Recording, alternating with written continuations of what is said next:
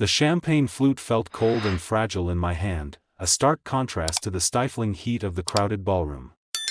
Crystal chandeliers blazed overhead, reflecting in the polished marble floors of the Grand Metropolitan, a place David had always said was for old money and bigger dreams. Our money, it turned out, was just old enough for him. It was our 25th anniversary party. My idea, originally. A simple dinner with close friends. But David, my husband of a quarter century, had insisted on this spectacle. Only the best for my Elena, he'd said, his smile not quite reaching his eyes these past few months. I'd chalked it up to stress. I was always making excuses for him. I'm Elena, by the way. Elena Vance. At 48, I suppose some people would say my best years were behind me. I'd dedicated the last 20 of those years to building David's real estate development firm from a shaky startup into the powerhouse it was today. I was the silent partner, the strategist, the one who soothed angry investors and found creative financing when the banks said no. I'd sacrificed my own career in graphic design, put my dreams of opening a gallery on permanent hold, all to pour every ounce of my energy into his dream. The hum of conversation died down as David tapped his microphone on the small stage, his face beaming under the lights. My daughter, Chloe, squeezed my arm from beside me, her smile so bright and trusting. She was the reason for so much of it. I wanted her to see her parents as a team, as an unshakable force. Friends, family, esteemed colleagues, David began, his voice a smooth, practiced instrument. Thank you for coming to celebrate this milestone with Elena and me. 25 years. It feels like a lifetime, and in many ways, it has been. A lifetime of building, a business, a family, a legacy. He paused, letting the applause ripple through the room. His eyes scanned the crowd and landed on someone just to my left. A slow, genuine smile spread across his face. A smile I hadn't seen directed at me in years. But life, he continued, his tone shifting to one of somber gravity, has a way of showing you new paths. And sometimes, to be truly happy, you have to be brave enough to walk them. My spine straightened. Chloe's grip on my arm tightened. Many of you know my brilliant, dedicated executive assistant, Amanda, David said, gesturing. Amanda, 26, blonde, and surgically perfected, stepped up onto the stage, her hand slipping into his. A collective, silent gasp sucked the air from the room. What many of you don't know, David said, his voice thick with fake emotion, is that Amanda and I have found something irreplaceable in each other. A connection so profound that to deny it would be to deny life itself. I could feel the weight of 200 stares burning into me. Pity, shock, morbid curiosity. Chloe made a small, wounded sound beside me. And so, David announced, as if bestowing a gift upon the world, while I will always cherish the life I built with Elena, it is with a mix of sadness and exhilarating hope that I announce my divorce. And, he added, squeezing Amanda's hand, that Amanda is pregnant with my child. My son. The silence that followed was atomic. You could have heard a pin drop onto velvet. This was my moment. The moment the world expected me to shatter. To scream, to cry, to throw my champagne in his face. I did none of those things. I simply took a slow, deliberate sip of my champagne, the bubbles sharp and clean on my tongue. I placed the empty flute on a passing waiter's tray. And then, I looked directly at David, and I smiled.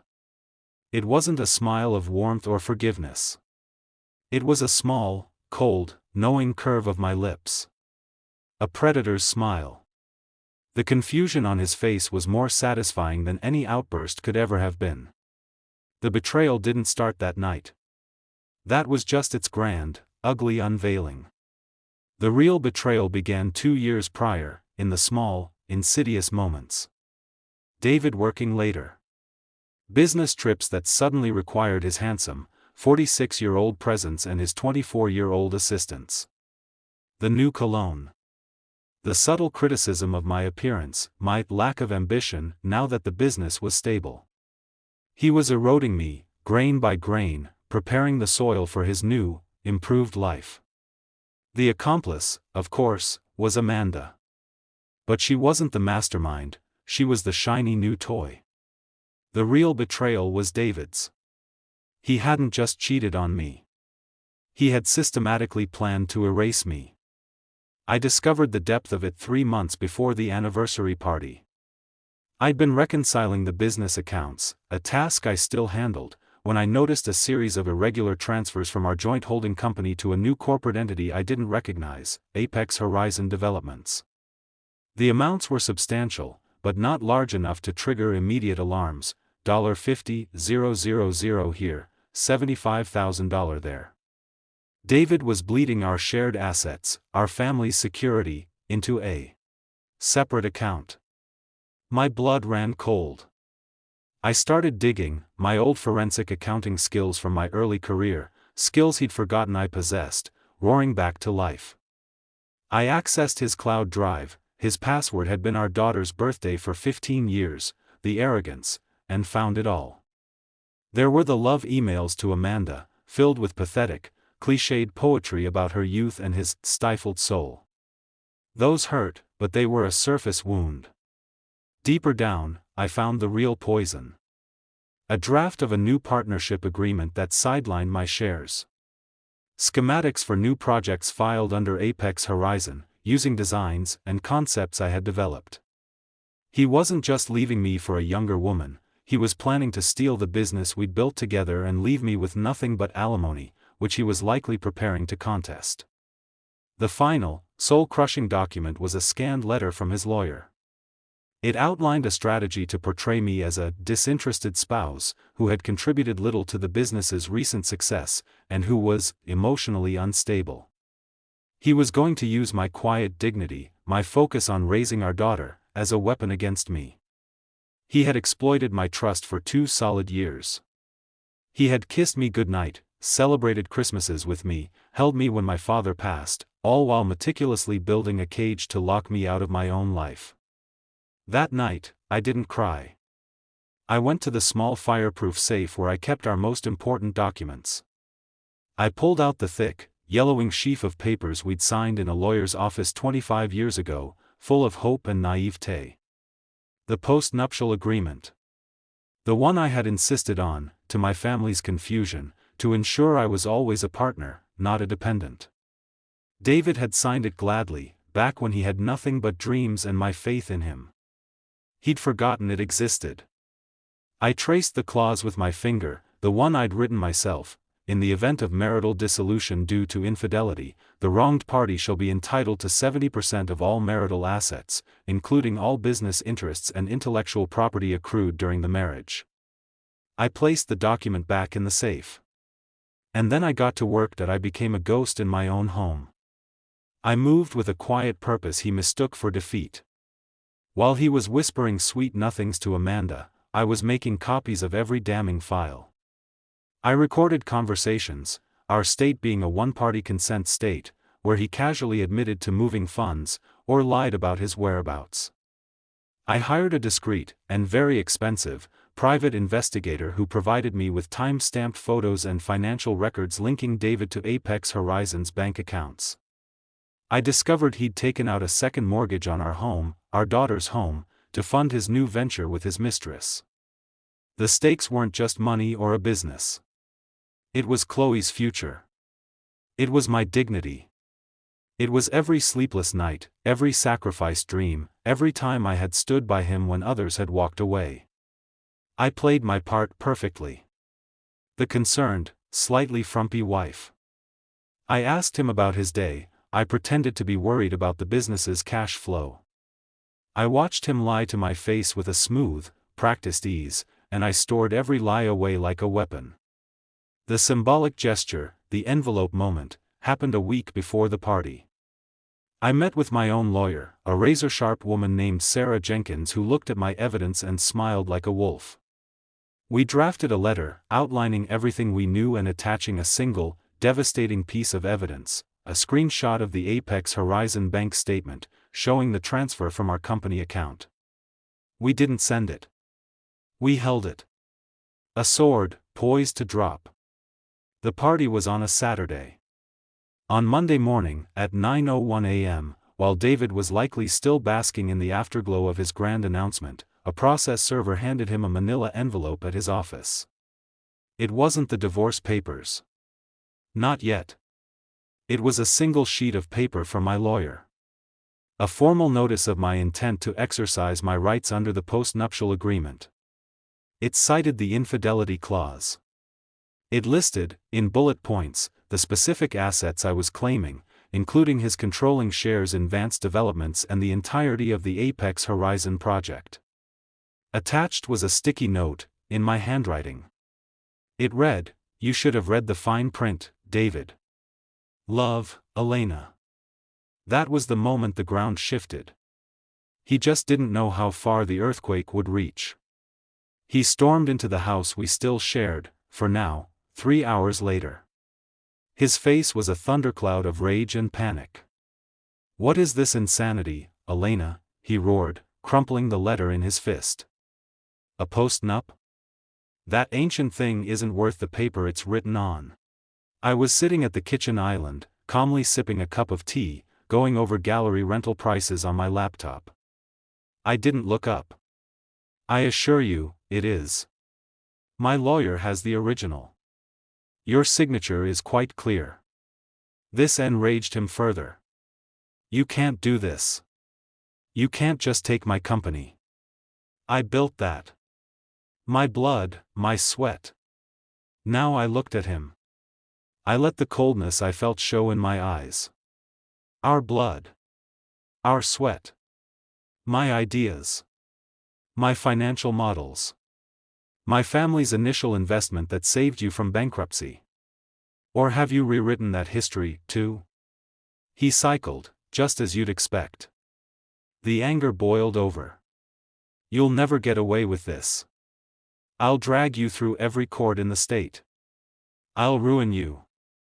I'll tell them you were emotionally absent, that you drove me to it." I took a sip of tea. "Go ahead. My therapist's notes, which I've meticulously kept detailing your gaslighting and emotional withdrawal, will make for fascinating counter-evidence." The anger faltered, replaced by manipulation. His voice softened, adopting a tone he hadn't used with me in years. "Elena, please. Think about what you're doing. Think about Chloe. This will tear her apart. We can be reasonable about this. We can settle, like adults. I'll give you a generous alimony, the house. The house you mortgaged to fund your love nest." I asked mildly. "No thank you." The color drained from his face. "How did you?" "I know everything, David. The transfers to Apex Horizon. The stolen designs. The second mortgage. I have the bank records, the emails, the project files." I opened my laptop and turned it toward him. I played the audio recording from my phone, his own voice, clear as day, "Just moving some cash to the Apex account, darling. Don't worry your pretty little head about it. It's for a new project, top secret." He stared at the laptop as if it were a venomous snake. The final stage began. The begging. "Elena, no. Please." His voice broke. He stumbled forward, falling to his knees. It was a pathetic, theatrical display. I made a mistake. A terrible, midlife crisis mistake. It was Amanda, she seduced me, she manipulated me. I'll fire her, I'll end it, I swear. We can fix this. We have 25 years of history. I looked down at this man, this stranger I had loved for most of my life, groveling on the polished concrete floor I had chosen myself. There was no pity left. Only a vast, empty stillness. "The history is what makes this so unforgivable, David," I said, my voice quiet but absolute. "You didn't just betray your wife. You betrayed your partner. And you were sloppy. You underestimated me. You thought I was just a wife. Too old to start over. Too soft to fight back. I closed my laptop. You're wrong. The papers you were served today are just the beginning. By the time I'm done, Vance Developments will be mine. Apex Horizon will be mine. And you will have nothing. Now, get out of my house. All further communication can go through my lawyer. He looked up at me, and in his eyes, I saw the dawning, horrifying realization. His downfall was not just possible, it was already in motion, and he was powerless to stop it. Telling Chloe was the hardest part. She was devastated, of course. The image of her perfect father shattered. But she was also furious, on my behalf. She'd been at the party. She'd seen his cruelty. He did all this, she whispered, looking at the evidence I showed her. He was going to leave us with nothing.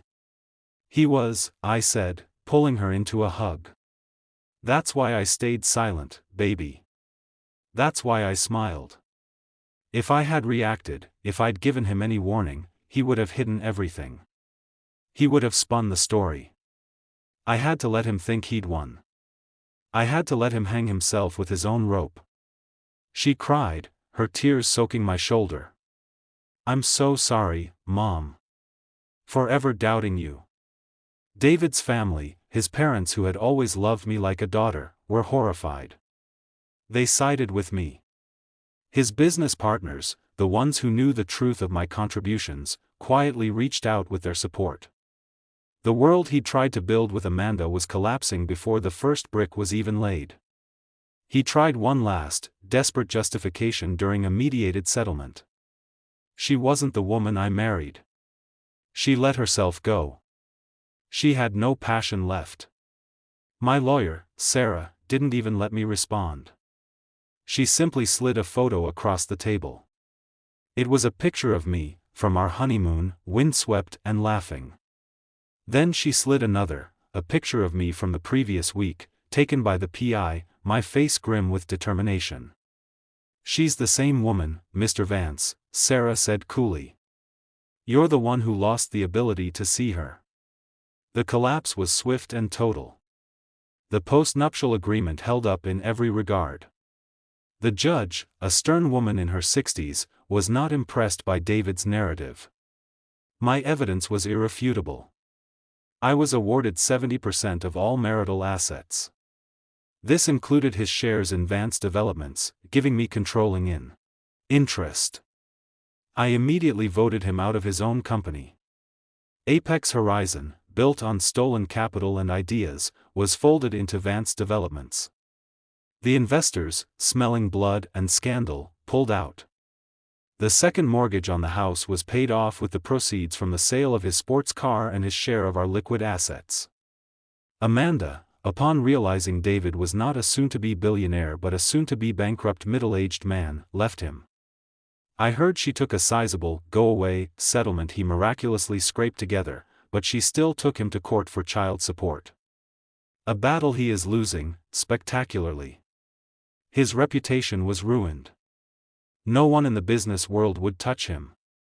The man who had humiliated his loyal wife and partner for a fleeting affair was now a pariah. The poetic justice was perfect, the prenup he'd forgotten, the weapon he'd thought was useless, became the instrument of his absolute destruction. The financial traps he'd set for me had sprung shut on him. Watching his world unravel wasn't about schadenfreude. It was about catharsis. It was the universe rebalancing its scales. I sold Vance Developments to a competitor for a life-changing sum of money. I didn't need the reminder of that battle every day. With the proceeds, I did two things. First, I set up a massive, secure trust fund for Chloe, ensuring her future was golden, no matter what. Second, I walked into a beautiful, sun-drenched retail space in the Arts District, a space I'd admired for a decade, and I bought it. 6 months after the judge's gavel fell, Elena's Gallery opened its doors. It features emerging artists, particularly women over 40 who were told their time had passed. It's a roaring success. I travel. I paint. I sleep through the night. The weight of David's expectations, his condescension, his betrayal, is gone. I am respected, not as someone's wife, but as myself. I am free. And I am thriving. They told me I was too old to start over. But they forgot that a woman who has spent a lifetime building something knows exactly how to build it again from the ashes. And let me tell you, the view from the top is so much sweeter the second time around. As for David? Let's just say karma's not finished with him yet. Some debts take a lifetime to pay. If you enjoyed this story of resilience and retribution, make sure to comment and subscribe for more tales of poetic justice.